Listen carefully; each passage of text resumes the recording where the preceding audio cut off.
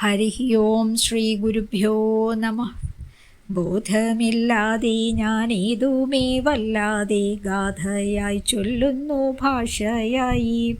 നിർഗുണനായുള്ളോരീശനെ കൊണ്ടല്ലോ നിർഗുണയായതു ചേരുമപ്പോൾ. കാടായി ചൊൽകിലും കൈടഭവൈരി തന്നിടാർന്നു നിന്നുള്ള ലീലയല്ലോ. എന്നതുകൊണ്ടെനിക്കുള്ളിലില്ലേതുമേ മന്ദത ഇന്നിതു നിർമ്മിക്കുമ്പോൾ. മാധവനാമരപ്രഭു എന്നതോ മാ പാപം പൂക്കുന്നോനെന്നു കേൾപ്പൂ. എന്നതുകൊണ്ടു ഞാൻ വന്ധ്യരായുള്ളോരെ വന്ദിച്ചു കൊണ്ടിതു നിർമ്മിക്കുന്നു. പാലാഴി മാതുതാൻ പാലിച്ചു പോരുന്ന കോലാധിനാഥനുദയവർമ്മൻ.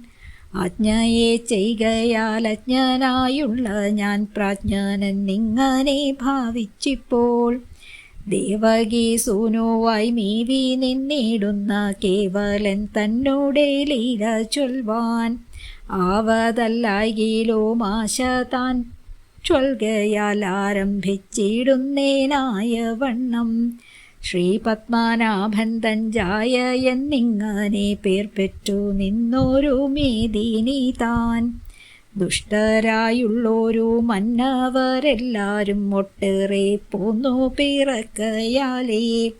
അന്തമില്ലാതൊരു ഭാരം കൊണ്ടേറുന്ന സന്താപം പൂണ്ടു തളർന്നു മേന്മേൽ. ധേനുവായി ചെന്നു വിരിഞ്ചനോടെല്ലാം തൻ വേദനയോതിനാൾ കാതരയായി. കഷ്ടരായുള്ളൊരു ദുഷ്ടരെ സൃഷ്ടിച്ച് തൊട്ടേറിപ്പോകുന്നു തമ്പുരാനേ.